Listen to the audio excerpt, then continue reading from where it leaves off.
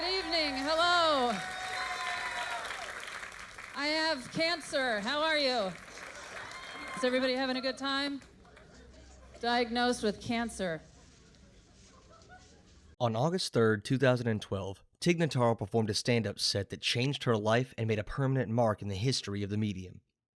There was a very real chance, in her mind, that this could be the last show she ever performed, but she wanted to do stand-up one last time. The previous 4 months for Notaro involved, in order, getting a terrible, life-threatening infection, C. diff, that put her in the hospital for weeks, her mother dying in a freak accident a week before getting out of the hospital, getting dumped by her girlfriend after the funeral, finding a lump, and getting diagnosed with breast cancer. Getting informed 8 days later, the day before this show, that it was, in fact, stage 2 cancer and that it may be spreading. Most, if not all, comedy is rooted in the absurd, and it's very difficult to make jokes about serious tragedies without coming across like an out-of-touch wannabe edgelord at best and a sociopathic monster at worst. Tig was well aware of this. That was such a major risk, because it could have easily been my last show ever that bombed awkwardly, and then I died. What impresses me most about this set isn't that it managed to be very funny in the face of deeply personal tragedy. It's that there's a certain emotion it conjures that just wouldn't exist if this were an interview or a dramatic retelling of the events or even a scripted comedy. While getting another mammogram, the technician asked her, "Oh my gosh, you have such a flat stomach. What's your secret?" To which she says, Oh, I'm dying.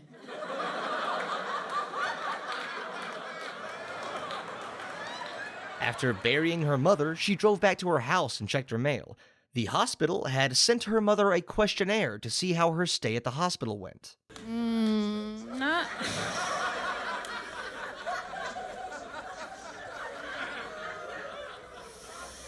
Not great. She said that what was nice about all of what was happening to her is that you can always rest assured that God never gives you more than you can handle. When you've had it, God goes, "All right, that's it." I just keep picturing God going, you know what? I think she can take a little more. C. diff is a very serious, life-threatening infection. A mother dying out of nowhere because of a freak accident is a tragedy. Getting cancer is terrifying. These moments root you to the ground, filter out everything else so that the mundanities of your life become absurd. It's absurd to make small talk with the oil change technician in order to make the drive to your father's funeral. It's absurd to be handed a huge bill in a psych ward during the lowest point in your life. It's absurd to make jokes about bees in traffic on the 405 when you were just diagnosed with a stage 2 breast cancer. And just please bear with me. It's so hard because like right now in my life, I don't feel like when I have a show, I don't feel like, oh, I want to go talk about how funny it is that a bee was taking the 405 freeway. Like all the jokes that I've written, I just am like, I can't even bring myself to talk about it. As the set is winding down, someone in the audience asks Tig to tell the bee joke she'd mentioned. So, she does. After talking about everything she had for the past 30 minutes, she tells a joke about being stuck in traffic and seeing a bee. Tell the bee joke. Tell the bee joke? Okay. I was driving here.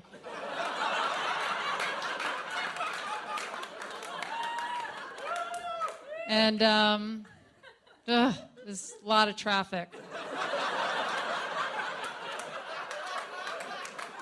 Just 2 lines in, not even finishing the setup, was enough to get the point across.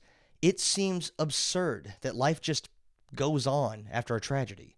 If she hadn't talked about everything that had happened to her on this stage, if the audience didn't know, this is the kind of joke she would have been expected to tell that night. This is what dark humor can do. It can flip the script on what we perceive as normal. Tragedy hits everyone at some point and hits someone every day. That is normal. To pretend it isn't is absurd.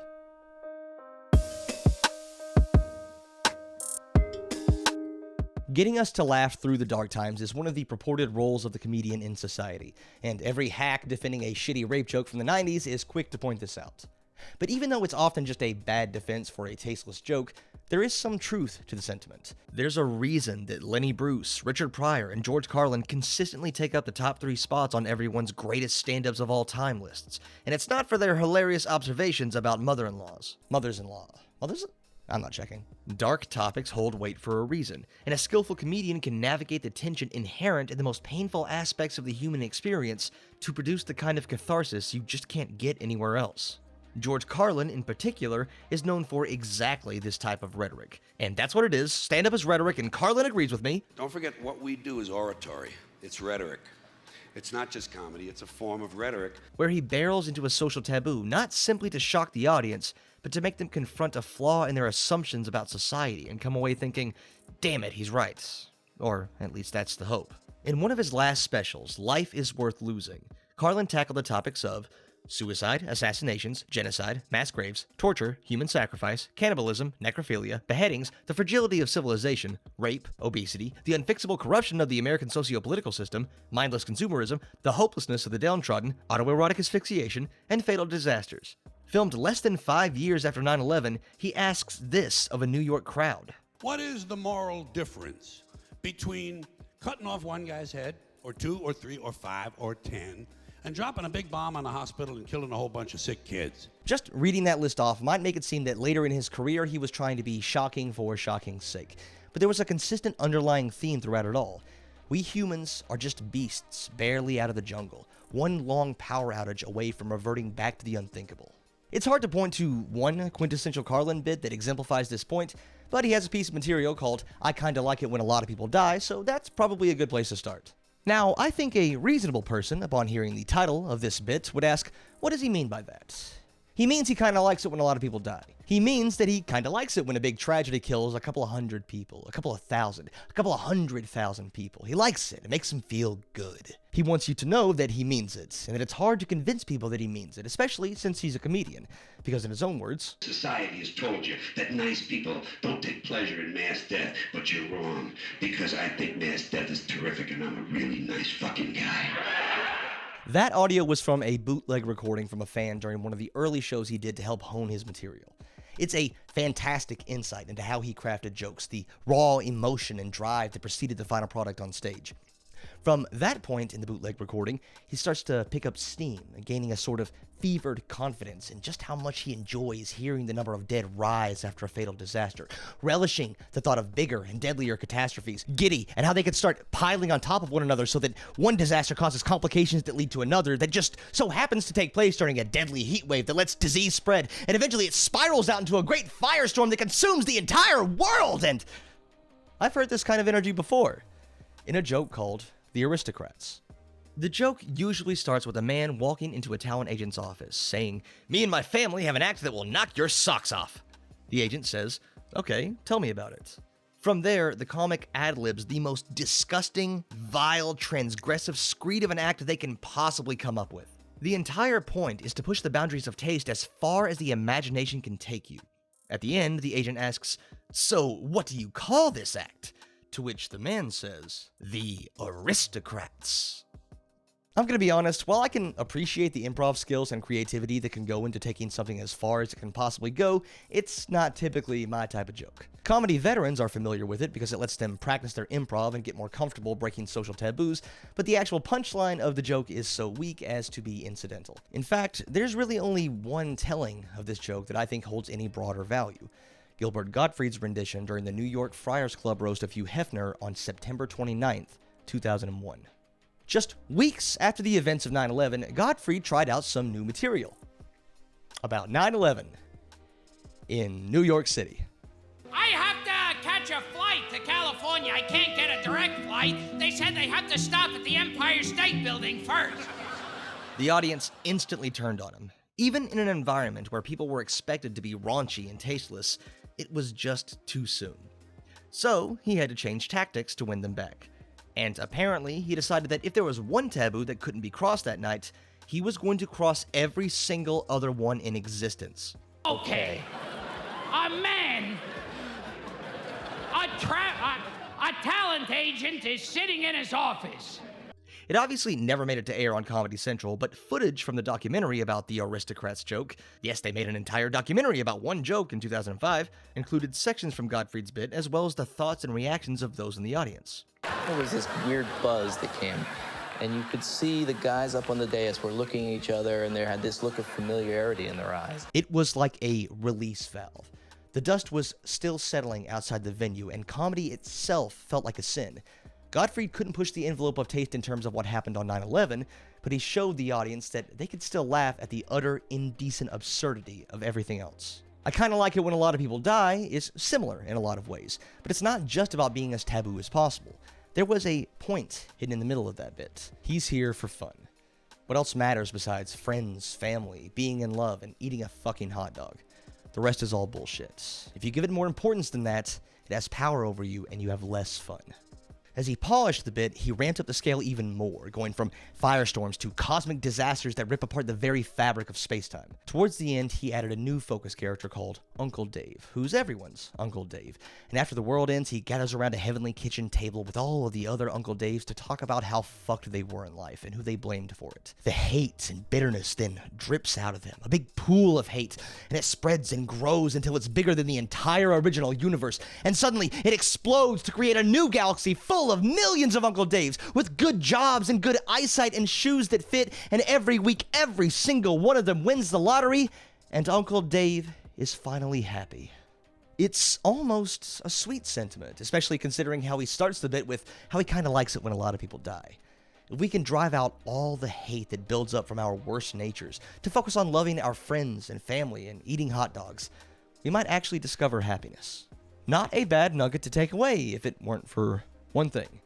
That bit was the centerpiece of Carlin's 11th HBO special, which was going to be titled, appropriately enough, I Kinda Like It When a Lot of People Die. The last night of filming for that special, less than 3 months after that raw bootleg recording, was on September 10th, 2001.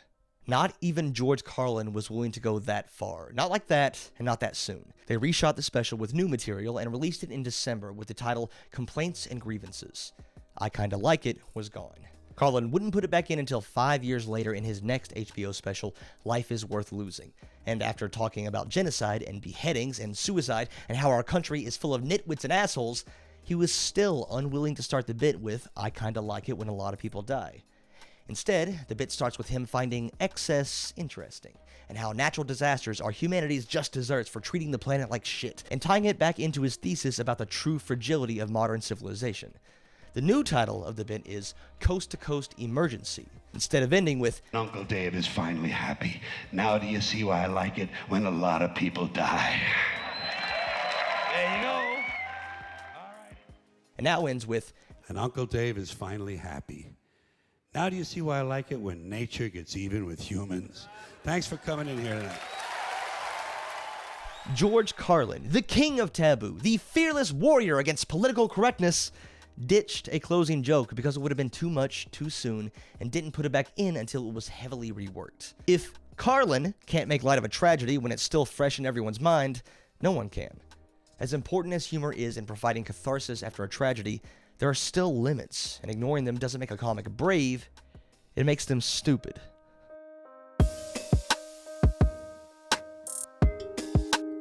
I first saw Maria Bamford sometime in the late 2000s, when I was a hopeful college student with my whole life full of hopes and dreams ahead of me. I was already a huge fan of stand-up at the time, and when I saw her on Comedy Central Presents, she was probably the most unique comic I'd ever seen on such a large platform. She had a very different style of delivery that de-emphasized punchlines in favor of absurdist act-outs. She didn't do voices so much as she embodied completely separate characters. She was a woman, literally the only woman to appear on Season 5 of Comedy Central Presents. By the time I saw her live in 2018 at the Just for Laughs festival in Montreal during, no joke, my honeymoon, she had become one of my favorite comedians.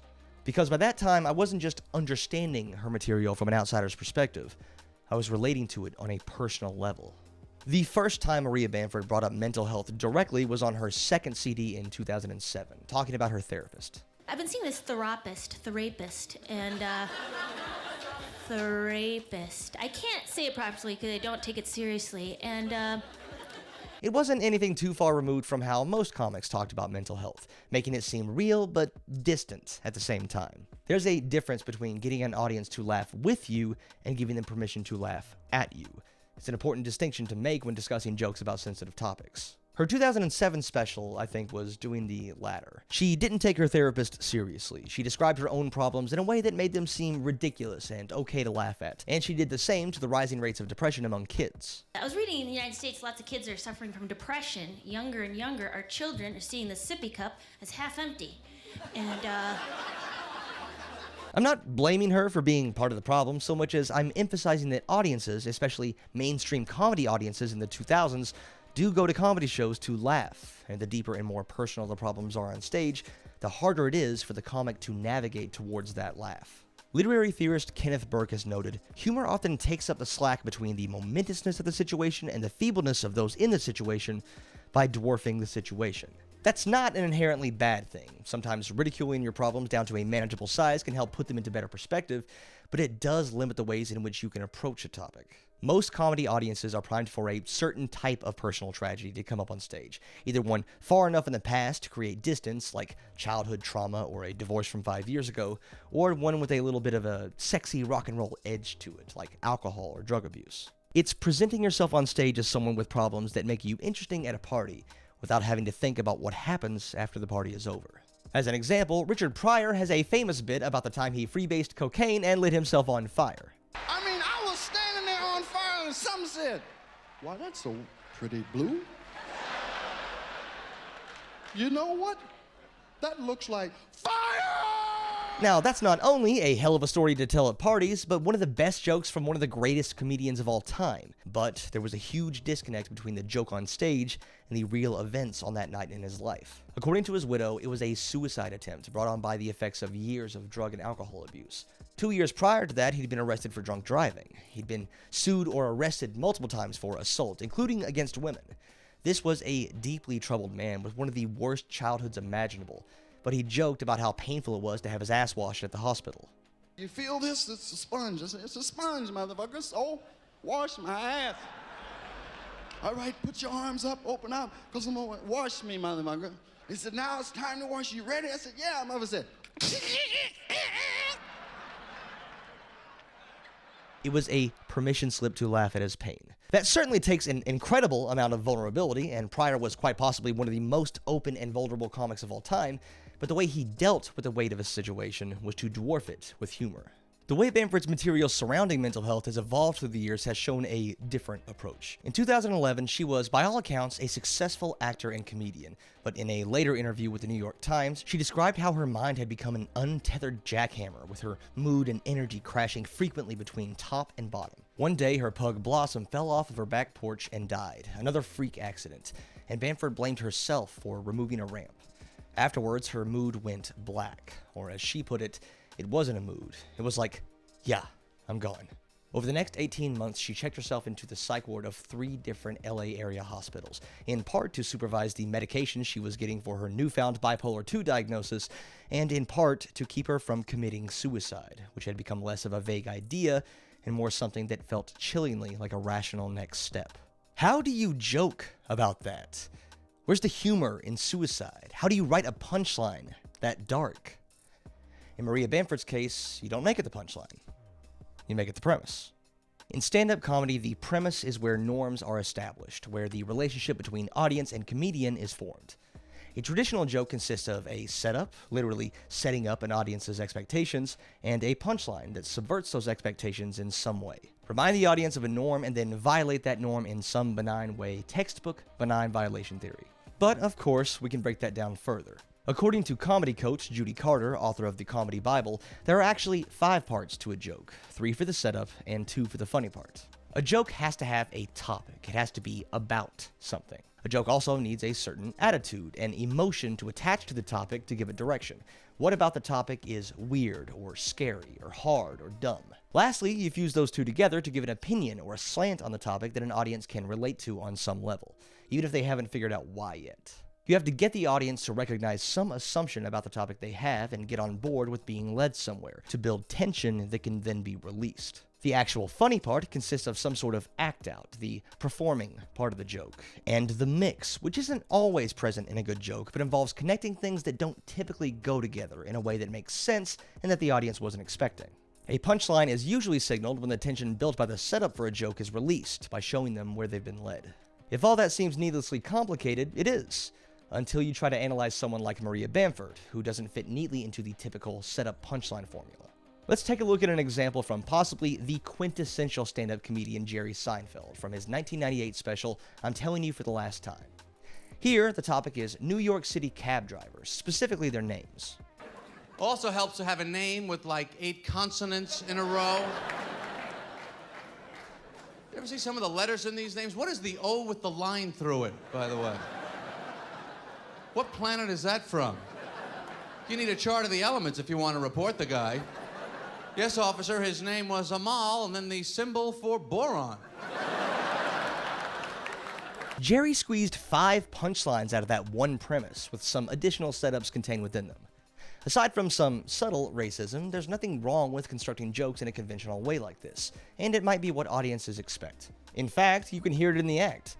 The audience knows when to laugh because Jerry has clearly demarcated where the punchline is, and pauses for that laughter before he continues. It's a very familiar organization, not only to comedy audiences, but to humor theorists, since it's very easy to establish a model of tension and relief. This is harder to do with Bamford. She's always been somewhat of an alternative comic, a term as vague and amorphous as alternative musician, but the best way I can describe it is that as her career progressed and she became more popular, she started to get more and more people coming to her shows, not just to see a comedian, but to see her. She doesn't utilize the traditional setup punchline structure nearly as much as other comedians, something she herself has joked about. That way, the next time you let somebody down, like I'm letting you guys down, right now, there are not nearly enough punchlines per second. Jesus, what is this, a speech? As a result, it's much harder to pin down where the relief is occurring that supposedly is causing the laughs. In the clip I'm about to show you from Maria Bamford's masterful appearance on Comedy Central's This Is Not Happening, she gets 3 laughs. See if you can explain any of them by identifying a traditional punchline. I had my interview with the psychiatrist, and he asked me, why here? I said, well, I have a plan. I'm gonna kill myself. Okay, great. They said, well, what do you do for a living? I said, okay. If you had to, you could probably say the last line, I'm a comedian, is the punchline. She paused and got the biggest laugh there. But what did that subvert? What tension did that release? We know she's a comedian. That's why she's on stage. It's also not a weird question for the psychiatrist to ask, but even that got a laugh. This joke occurs a mere 4 minutes into her routine, but that was enough time to gain the trust of the audience, who might have already been there for a different type of comedy given the nature of the show, and let them put themselves in her shoes. We're not laughing at her for being suicidal. We're recognizing the irony of the situation, helped enormously by her delivery, the reluctant slurring of her profession driving the point home that her mental state is nothing to joke about, but she has to invoke comedy for her answer. She doesn't give us permission to laugh at her. We recognize that if it happened to us, we might have to laugh too.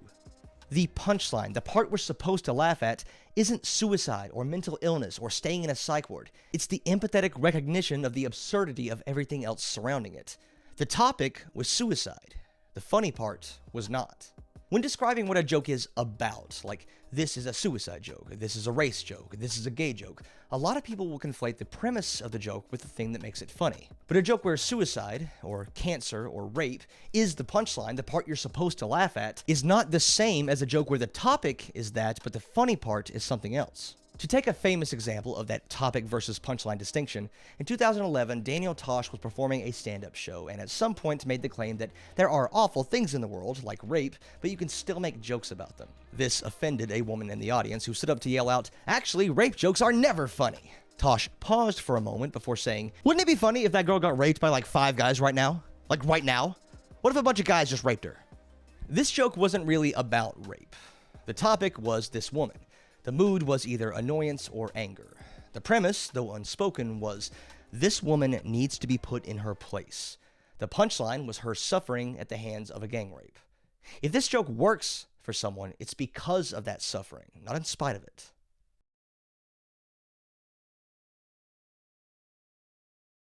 A common theme in all of my videos about comedy is a refutation of the "it's just a joke" defense. There are certainly plenty of times that a joke was made in earnest that accidentally made its way to the wrong person with no intent to harm. And there certainly exist some people who seem to take great joy in the righteous indignation that comes with finding things problematic. But too often people want to make jokes that wouldn't be funny if they didn't offend someone, and then try to pretend that wasn't the case. I'm talking about meta humor, jokes that rely more on some imagined person getting harmed for the laugh than anything in the joke itself. Not only is it cowardly and dishonest to pretend that certain jokes aren't entirely dependent on demeaning someone or a group of someone's for their humor, but it's entirely contradictory to defend a shitty joke by saying it doesn't matter. If it doesn't matter, why defend it? If jokes can't be powerful enough to cause harm, why are they powerful enough to be worth defending? A common defense of, let's call them edgy jokes, is that offense is taken, not given, essentially meaning that if you found a joke in poor taste, it's your problem, not the comedian's. Unfortunately for them, laughter is also taken, not given. The audience determines what is and is not funny, not the comedian. If you've ever watched a comic bomb a set, it sure does feel like what the comic was giving mattered a whole lot less than what the audience was taking. No one is overly sensitive when it comes to comedy, not really. Some jokes just don't land for everyone, and it's amazing that this would be in any way controversial, especially when it comes to jokes about sensitive topics. The entire point is that you're taking a risk by delving into touchy subjects. It takes talent and foresight and a deep understanding of the intricacies of social responsibility to make a good joke about anything deeper than fast food restaurants. And I'm tired of the entire medium of stand-up comedy being lowered to this frat boy level interpretation of comedy that pretends jokes exist in their own special bubble divorced from real life. A comedian's job is to make people laugh, and the way you do that is to relate to your audience or give them a chance to relate to you. If you didn't read the room, that's not the room's fault. Controversial topics are controversial for a reason, and that reason is often that people can have vastly different priorities or values or reasons to care or not care about an issue. There's tension inherent in those issues, and a good comedian can mine that to create a path towards fresh perspectives and good jokes. They can add something instead of just giving some in the audience an excuse to be less polite about what they already believe. Unfortunately, a bad comedian can look at something that a lot of people seem to care about and come away thinking that caring at all is the joke. In late 2015, 3 Class 2 felony charges of aggravated indecent assault were filed against Bill Cosby. Multiple women spanning decades accused him of drugging and raping them. Cosby, of course, was a beloved figure in comedy and the surrogate dad to probably hundreds of thousands of people who grew up with The Cosby Show. A lot of comedians and audience members, either because of their fondness for Cosby or their antiquated opinions on sexual assaults, probably both, sought to dwarf the situation with jokes. Or, things that they would call jokes when pressed. I'd light one of them 3-hour cigars. I'd have me some wine and maybe a Quaalude. And I would just go off because I don't believe that he was raping. I think he was in relationships with all of them. And then he's like, you know what? It's 78. It don't work no more. I can't get it up for any of y'all. Bye, bitches. Mm-hmm. First off, you have to remember this was in the 70s. All right? I'm old enough to remember the 70s. The 70s is a different time, right? The 70s, motherfuckers all had Coke spoons around their fucking necklace. You want to level out after a hit of cocaine, you get a Quaalude, right? Yeah. So did he rape these bitches? All of them said the same thing. We went to the room. A similar thing happened with Louis C.K., who was credibly accused of forcing women to watch him masturbate multiple times, spanning from at least the mid-90s to 2005, according to a report from the New York Times. In a Gawker report from 2012, later confirmed to be about C.K., a female comedy duo was physically blocked from leaving his room as he, this video's already going to be demonetized, jerked off in front of the door. Let's see how self-described greatest comic of all time, Dave Chappelle, joked about the situation. One lady said, Louis C.K. masturbating in front of me ruined my comedy dreams. Word? Well, then I dare say, madam, you may have never had a dream. Come on, man, that's a brittle spirit. These are not just jokes. They have a purpose, a worldview, an argument they are trying to impose on the audience. The intention was to use comedy to protect 2 beloved entertainers. By using humor to distance us from the morality of the action or to flip the focus against the victims, some comedians are able to tap into deeply entrenched views about rape and sexual assault held by an audience to give that audience permission to dismiss charges and accusations against comics they still want to like. The premise is, do you think these accusations are serious? And the punchline is, nah, they're really not. An essay by Cleveland-based comedian Kate Hogan paints an alternative approach. She says that she originally started working sexual assault into her stand-up routine as a way to deal with other comedians, largely male, that would make Bill Cosby jokes. Bill Cosby and the absurdity that society allowed him to proliferate as a sexual predator with impunity was never the butt. It was always the women. It was always the victims that were the targets of the jokes. That rhetoric makes it easier for people to distance themselves from that violence. Kate Hogan is a rape survivor, living with PTSD after a friend raped her in October of 2013. She and millions of other survivors don't get the luxury of distancing themselves from the violence of what to many comedians is apparently a hypothetical act. She says, men who have not experienced sexual assault tell the most rape jokes. In some cases, they have inflicted sexual violence on another person themselves. These jokes contribute to society's cognitive dissonance with sexual violence. Still, she believes that there is an ethical way to go about telling jokes about rape, abuse, trauma, and suffering. It must separate the suffering from the absurdity. Like Maria Bamford's time in the psych ward or George Carlin's recontextualization of mass tragedy, the way to analyze dark humor is to see where the funny part is supposed to be. It's absurd to have expectations of rape victims. And yet, we do, so much so that how they act afterwards is often more important in determining guilt than how the rapist acted during the rape. During her first interview with the police department in charge of her case, Kate Hogan was asked why she wasn't crying. She replied honestly that she didn't have it in her to cry anymore, and apparently that was not the correct answer. She didn't meet the officer's standards for a convincing rape victim. She drove home from the interview and sat in her parked car for a very long time before laughing at the absurdity of it all. Hogan says that to create a successful, poignant joke about rape, a comedian must find a relatable premise that takes shots at the abusers or mocks the absurd treatment of the victim by society. The victim and the suffering itself cannot be the punchline. When she writes jokes, some of which are about rape, she asks herself whether or not she's adding to her own trauma or that of others, if the material will trigger pain or if it taps into comedy as a source of healing. This is on top of making her set funny, of course, which means she has to ask herself whether she's making her lived experience relatable or if she's alienating the audience. The cold irony of jokes about rape, the absurdity, if you will, is that men who haven't been raped often have more permission to joke about rape, not in spite of, but because they have so much distance from the topic. They get to make it a punchline, while actual survivors must risk being seen as a downer at best and a triggering event for some of the audience at worst. If there's one thing you take away from this video, I hope it's this. Edgy jokes are made by people with little to no skin in the game. Dark humor comes from a place of inescapable authenticity.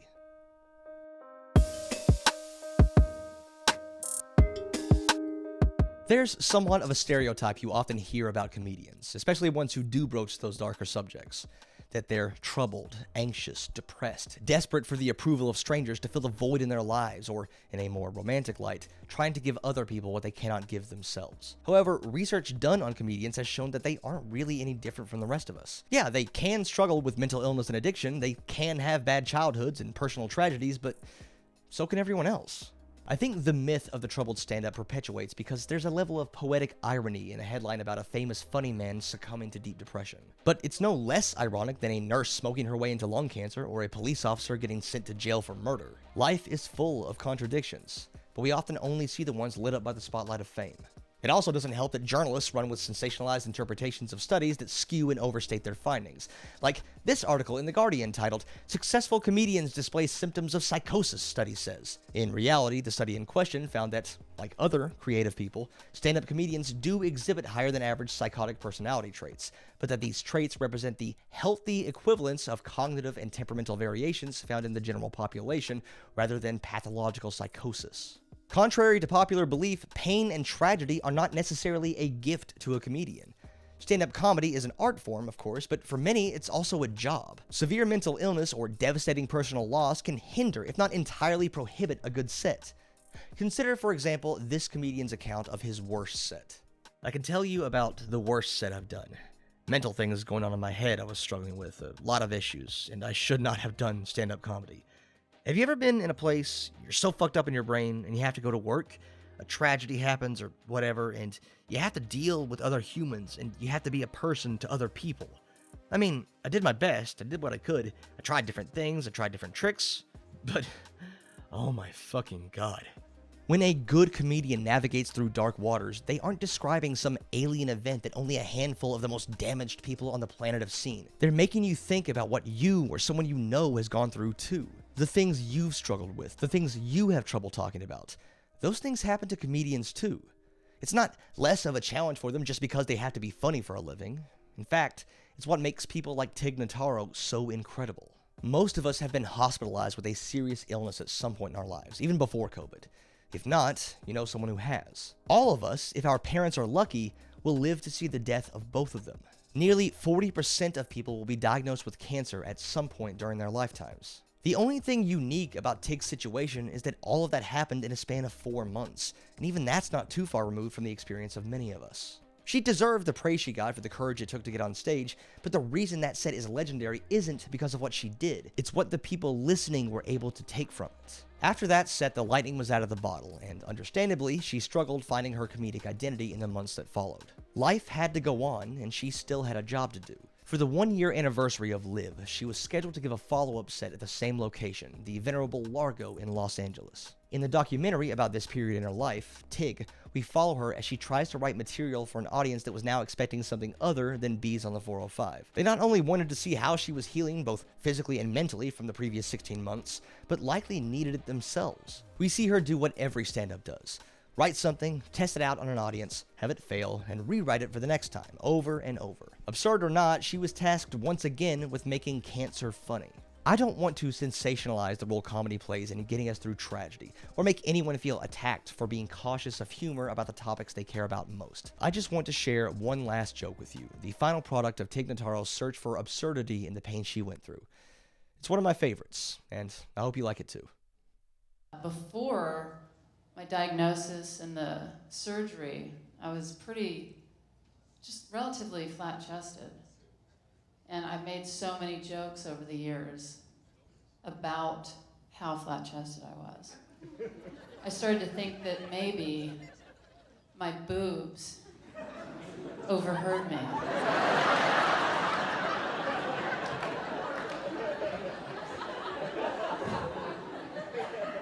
And we're just like, you know what? We are sick of this. Let's kill her.